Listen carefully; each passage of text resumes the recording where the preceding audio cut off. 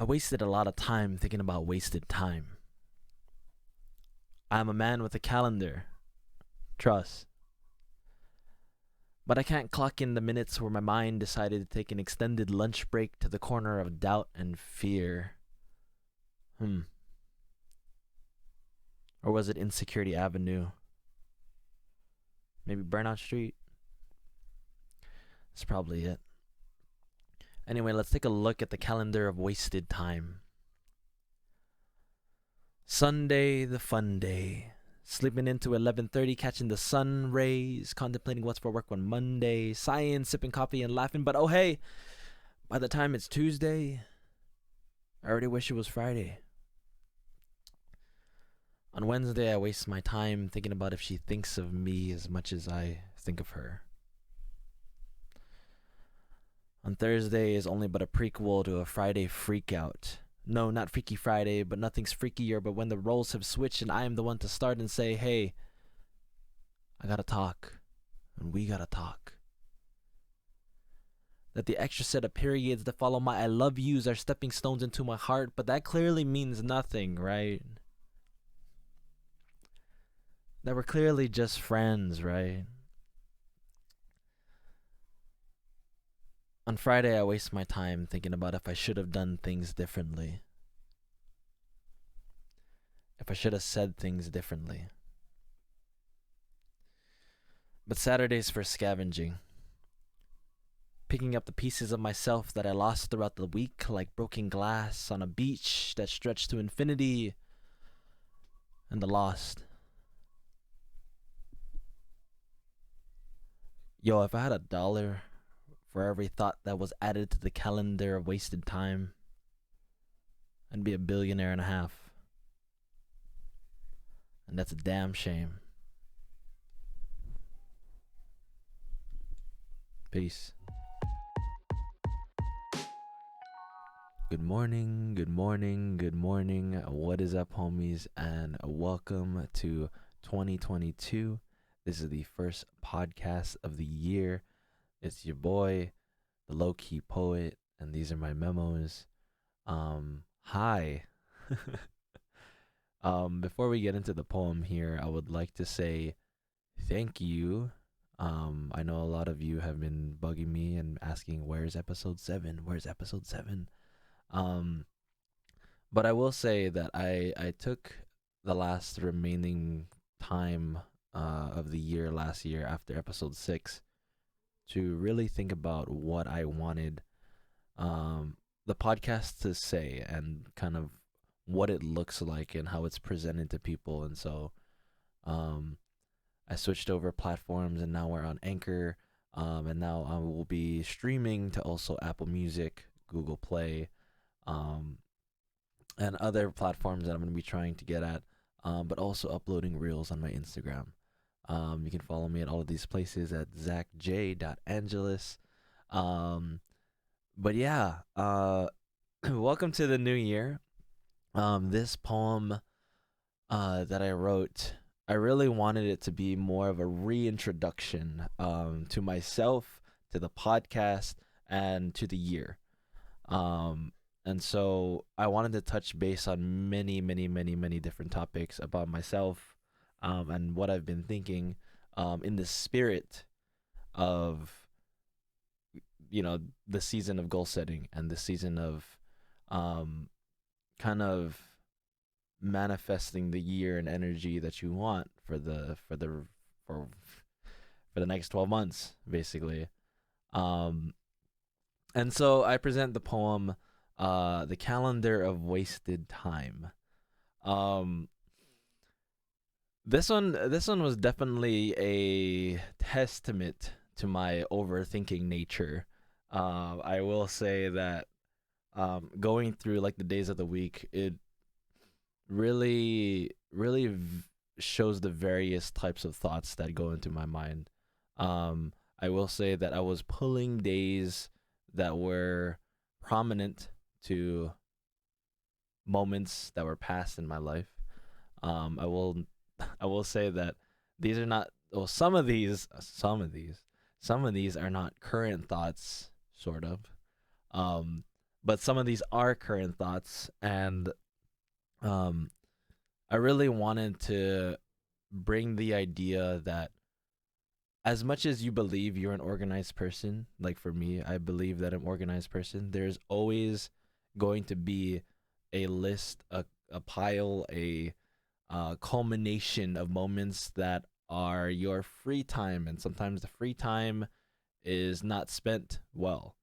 Um, and so with the calendar of wasted time, this is kind of cataloging the moments where it was unhealthy free time. I was using the free time that I had to contemplate, think without any action, without any drive, um, more of a more of many steps back than steps forward.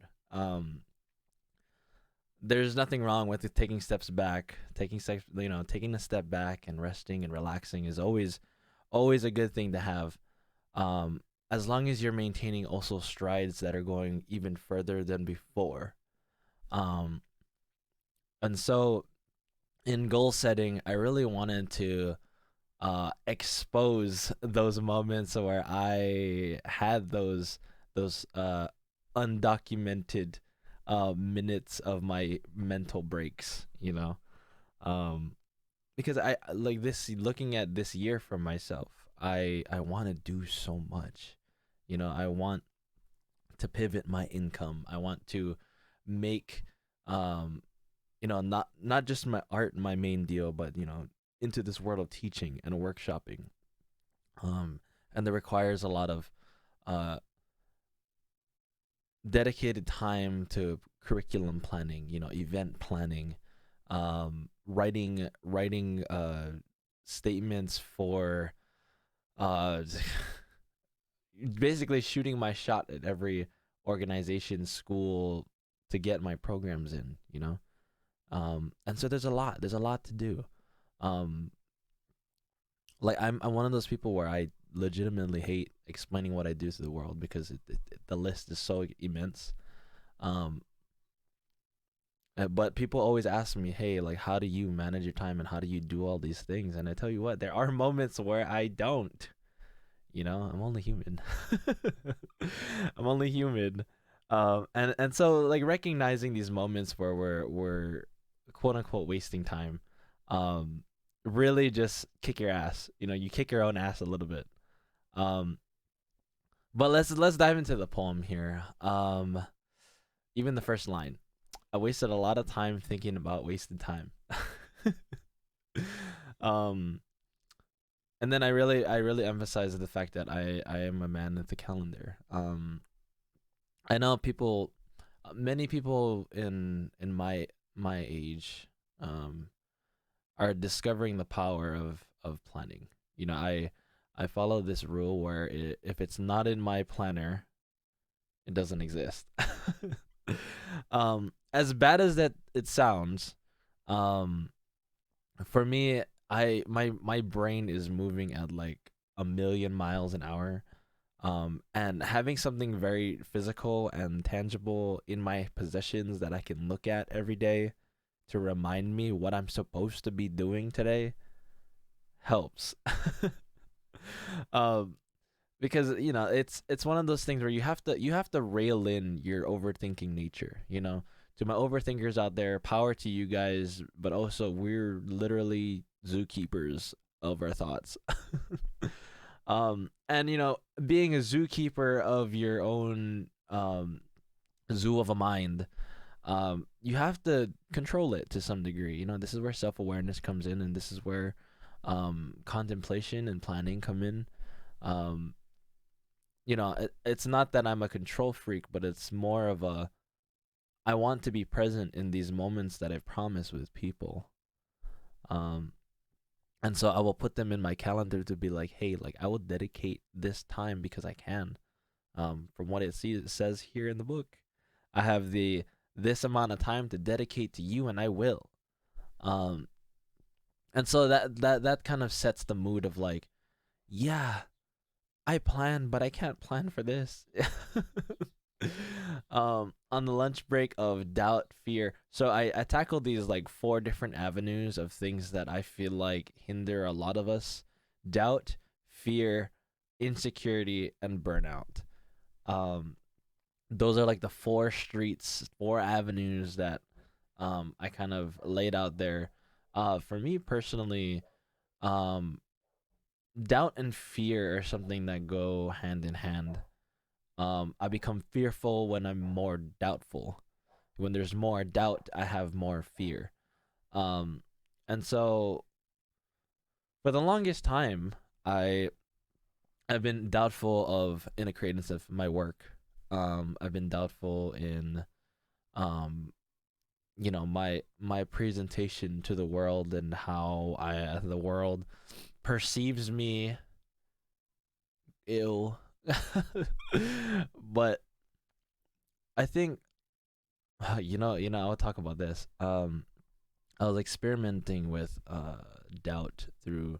I don't know if any of you play D&D, but there is this community where I play a game, more or less like D&D, and my character was a very doubtful spirit.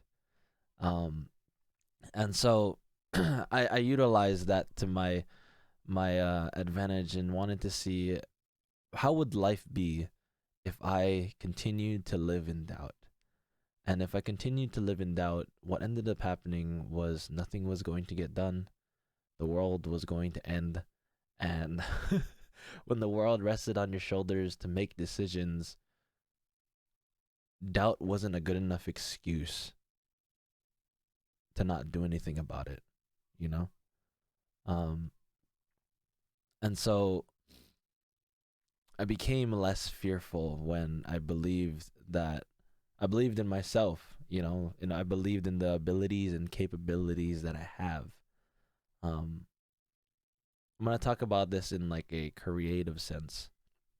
If you document the amount of time, hours that you not only doing your creative task, or you're painting a photo, or you're sculpting a vase, or you're doing digital graphics on the computer, even the moments, the hours, the minutes that you're even thinking about and conceptualizing the steps that you need to take to do said creative tasks is a lot. It adds up to the hours you're actually prepping and doing it. And so when you spend a lot of time prepping and doing X amount of activities, X amount of creative activities, and people want that from you, or people are seeking that from you, then clearly there is value in what you're doing, and there's no reason for you to be doubtful of your own skills that you developed. And so, in a creative sense, I guess this is just me preaching to all of my creative homies. Um, put in the work, put in the time, and the skill will come. You know, um, the conversation of talent versus skill. What a conversation! In high school, my one of my teachers told me that talent only takes you so far. The people that work hard enough to get where they want to go and to do the things that they want to do, those are the people. Those are the dangerous people that will actually get there. Um, but the other avenues and streets that I talk about is insecurity and burnout. Two big streets. Two big streets. I apologize. My nose is a little running this morning. But the next couple of streets is insecurity and burnout, and so those are obviously two other big avenues that hinder us from moving forward. Um, but I'm not gonna dive into those things. Yet I will say yet, because there are some poems in the future that I will be coming out with that talk about insecurity and burnout. But let's proceed with the calendar of wasted time and talk about Sunday. To me, Sunday is the day where I wake up late. I'm not the person that I personally hate sleeping in past 12. Um, if I wake up past 12, me being in Hawaii, like 12 o'clock is peak sun hour. I am not about to be sweaty in my bed. Period. So like to me, sleeping into 11:30, catching the sunrise is cutting it close. um, but Sunday to me, I think the connotation behind Sunday is people people go to church, people hang out with family. This is the day where people don't do anything, but the lingering haunting ghost that happens on Sunday is the fact that we're working on Monday. Um, so even on Sunday, we're having this kind of like shade of elusive stress that's already there, right? Um, and recognizing that even though Sunday is supposed to be the fun day, it's supposed to be the day that we start the week off relaxed. Monday's about to hit us like a truck. You ever hear of when you're about to take an impact? Like relaxing is the best thing that you should be doing. This is kind of it. Um, but what's really funny is that here on the islands, there's some places that actually reject Monday altogether, and just people are closed on Monday, which I think is great. I think is a great model to follow, because the hatreds of Monday is such a societal construct of like the working the 5 days a week, right? Like the way that we've structured the 5 days a week in a 7 day week is condemning society. The unforeseen rule book that is, you know what? That is such a broad like a step back. I will say that the way that society structures weeks, if you've ever thought about why a week is like that, or why there's a weekday and a weekend, it's because somebody made it up, And I think that's you following that structure just is a statement of you being part of the herd. Because sure, majority and almost all of society follows the stem of a weekday and a weekend. Um, but when you're doing things that you love, and you're doing things, not even just work, but things that you love, period, you're gonna be doing them as many days as you want, regardless if it's a weekend or a weekday. Um, but clearly by Tuesday, I already wish it was Friday, because because who doesn't love a Friday? All of my, all of my events are on Friday, and Friday is usually the day where people feel the most relieved. If you haven't noticed, when the throughout the week, you guys have probably noticed this, but people are really grumpy on Mondays. It's unfortunate, really. And people are very ecstatic on Fridays, right? And I think that's crazy. I think that's crazy that the lifestyle that we live dictates like our already general mood of our well-being while we're working, you know?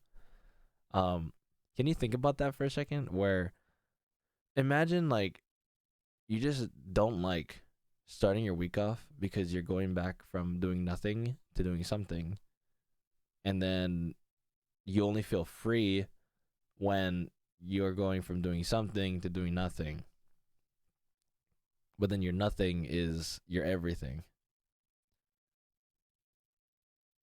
See, now that's wild, right? I'm not telling all of you to jump ship and be entrepreneurs and do things that you love, but it's something to think about, where um, this corporate world that we live in really, really impacts our mental health, because even just the basic structure of working hinders us from feeling the way that we want to feel. Um, but on Wednesday, I waste my time thinking about if she thinks of me as much as I think of her. Oh boy.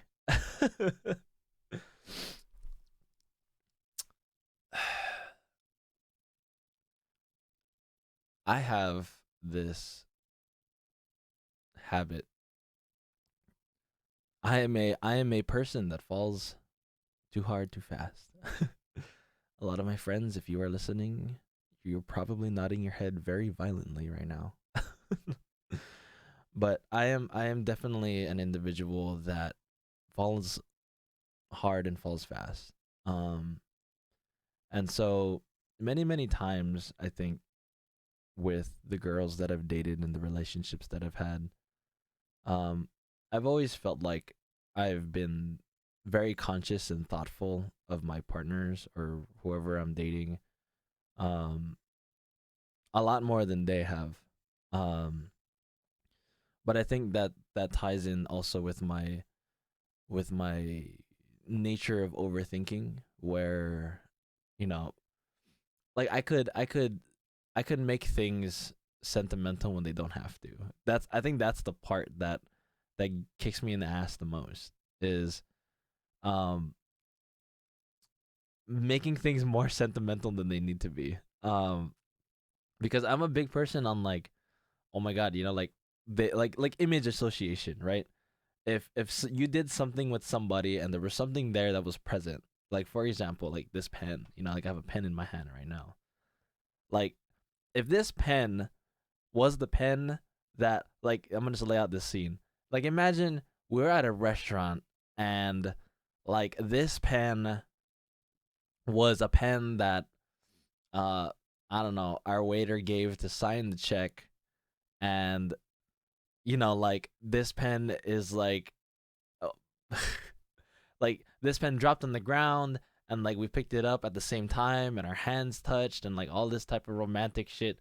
That sentimental kind of deal, I'd hold that for a while. you know?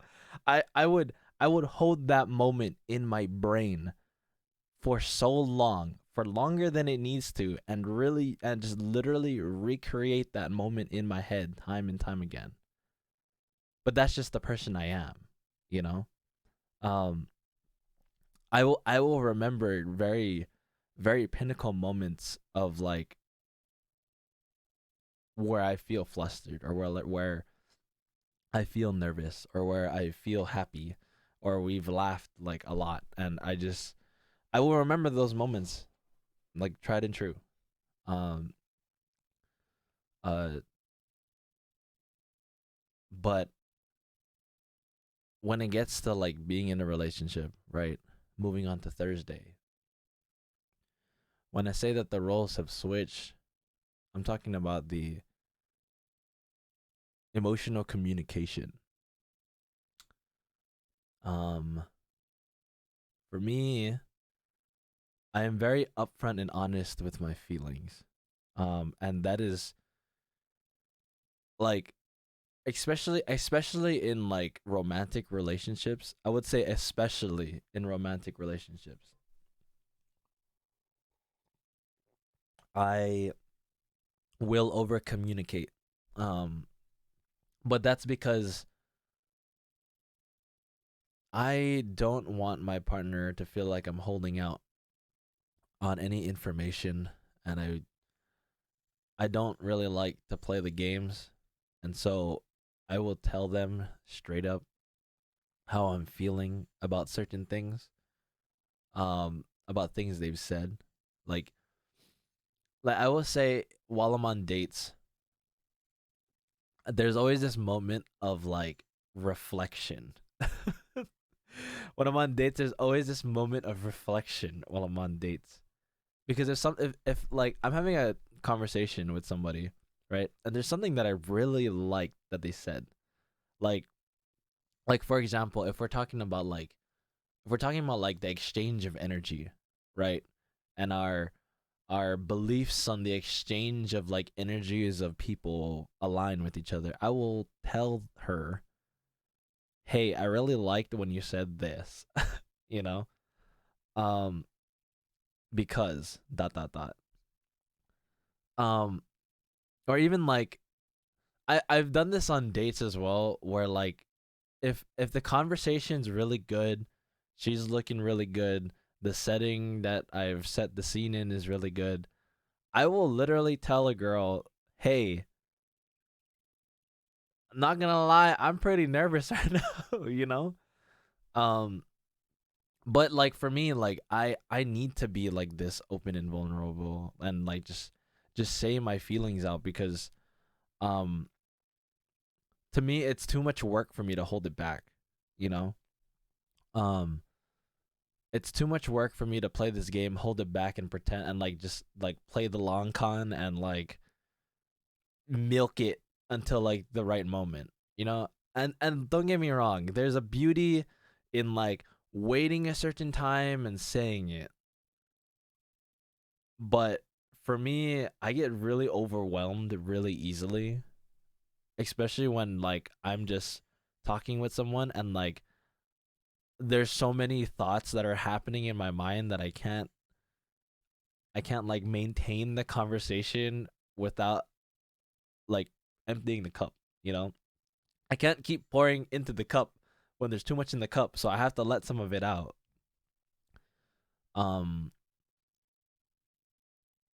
but those are like circumstances before a relationship. Like in a relationship, um I'm usually the person to be like, "Hey, like let's talk," you know?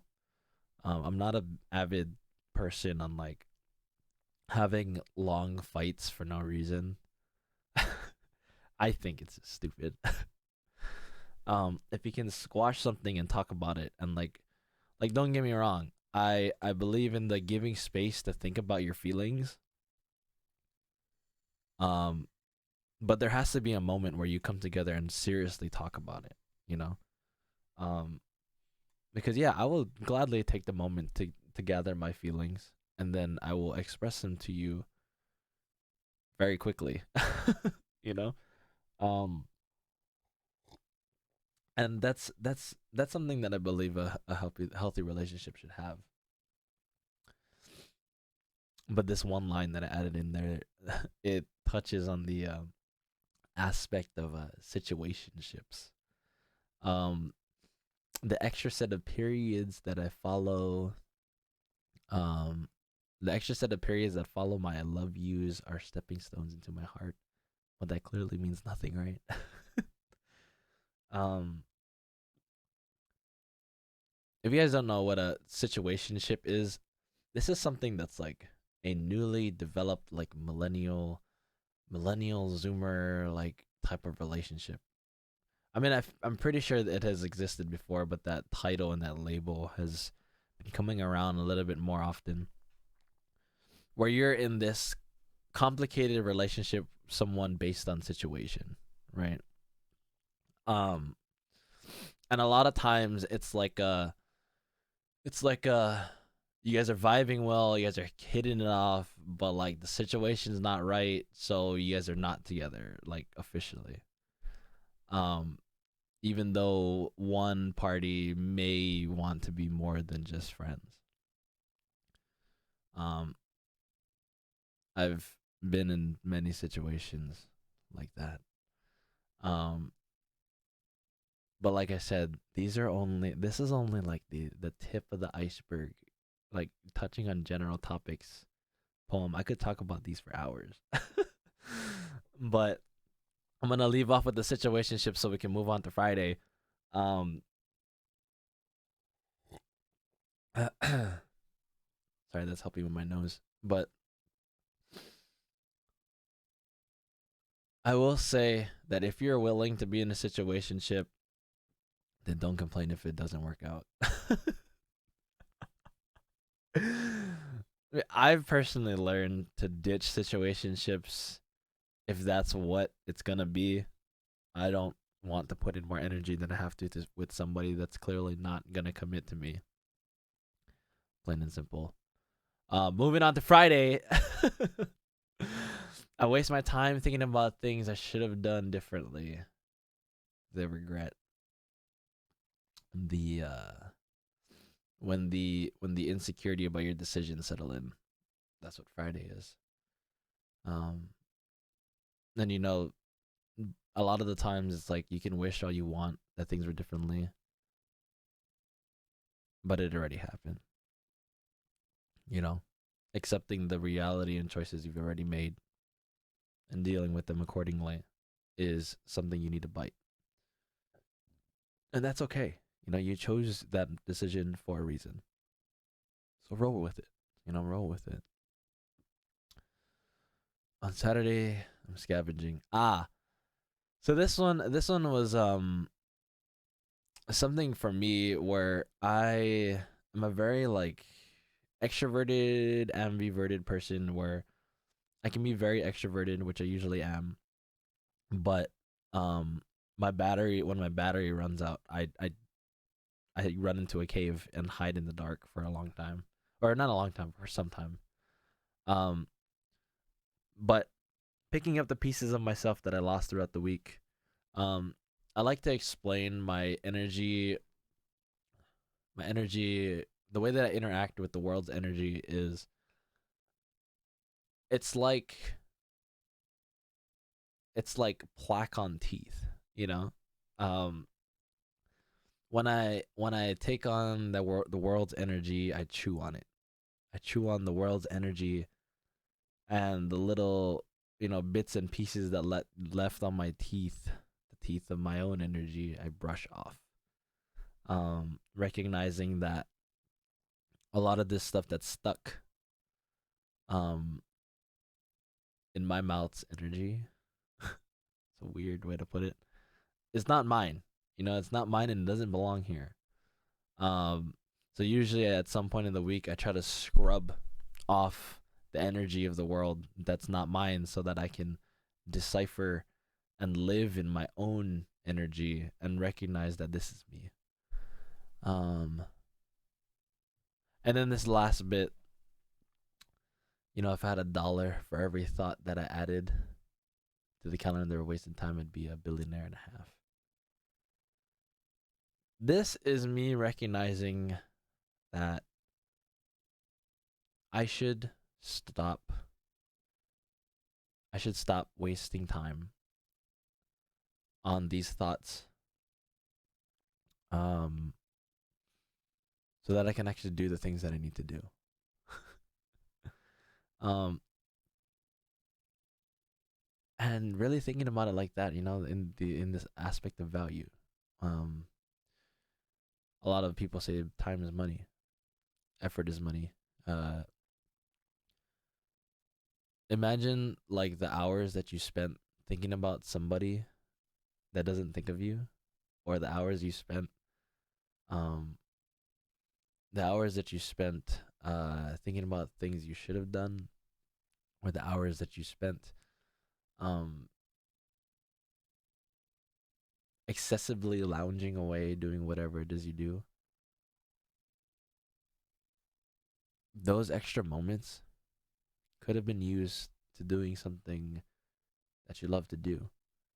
Could have been used for something,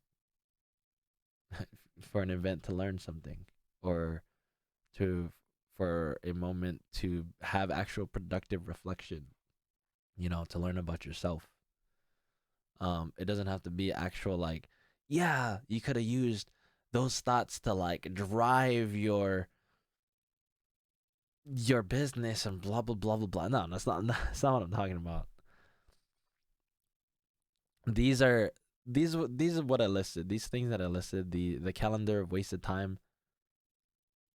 Those things, if they were transformed into events where you were learning about yourself, where you were improving a discipline, improving a skill, that's more valuable than these moments that are wasting your time. So I encourage all of you to think about the moments where you're wasting time. Think about your own calendar of wasted time and fucking erase some of that shit. This is 2022, friends, okay? We are stepping into this new time. It may feel the same as 2021, just a little bit low key, but there's still a lot of stuff for you to do, to learn, to develop, to master. So do them. You only got so many days on the calendar, you know? You only got so many days on the calendar. So use them wisely. But thank you guys for your patience again, and thank you for listening. This is your low-key poet, and thank you for listening to my memos. You can listen to this podcast on Spotify, Google Play, Apple Music, YouTube, as well as my Instagram. I will catch you guys in 2 weeks. Thank you so much, and y'all are fucking beautiful. Peace.